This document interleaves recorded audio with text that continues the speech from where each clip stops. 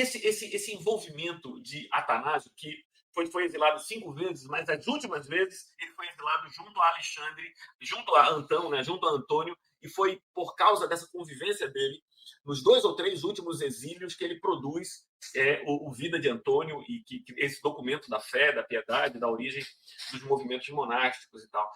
Como é que você vê? É possível de fato, separar?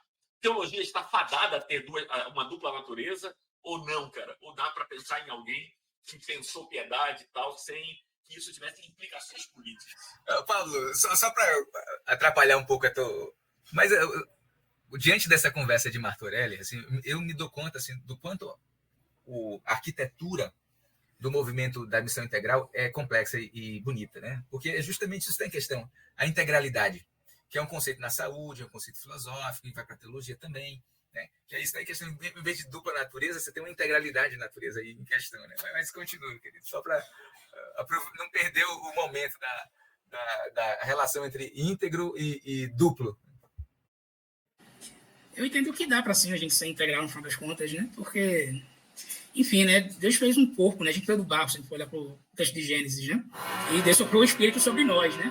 Talvez eu acho que um problema também que a gente tem atualmente é essa cisão, né? Parece que a gente meio que não pode conciliar essas duas formas, de espírito e corpo, né? Ou a gente apenas olha para o corpo e abandona o espírito, ou a gente apenas olha para o espírito e abandona o corpo, né?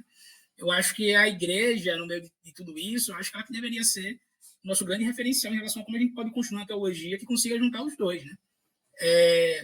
De exemplo que eu fiquei pensando agora, tentando ver assim na minha cabeça, mas a gente falou mesmo do Martin Luther King, né, como o Erwin trouxe, o próprio Joshua Heschel, que são, enfim, né, exemplos um pouco mais novos, né? Também tem a própria Simone Weil, né, que era uma pessoa que lutava, né, pela causa operária na França, e aí a partir desse encontro místico que ela teve, né, um dia indo com a mãe lá para Portugal, ela acaba se encontrando com Cristo, né? A Simone, ela tem uma história muito legal, porque desde quando ela teve esse encontro assim, com Cristo, quando ela está em Portugal com a mãe, né, ela consegue meio que juntar isso que o Martorelli falou, né, a questão da política e a questão da espiritualidade.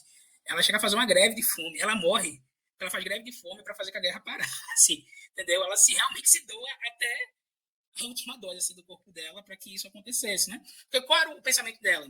Como é que eu posso ter uma comida boa aqui morando na Inglaterra, longe dos ataques nazistas que ocorriam, né, nos anos 40, etc., e as pessoas que são saudáveis comem muito pouco?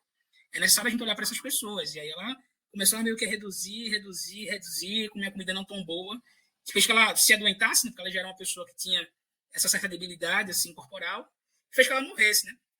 E ela só veio se batizar na igreja no seu último respiro.